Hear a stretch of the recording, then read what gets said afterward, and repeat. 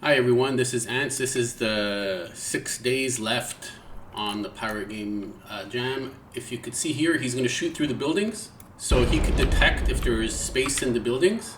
And he also detects, if you see that red line, it means he has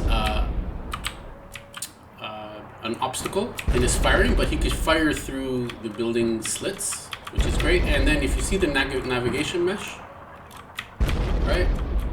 It's updating and he's following me around, and that's basically it. So with this I could actually do capture the flags, all sorts of different things, 1 versus 1, all sorts of stuff. But yeah,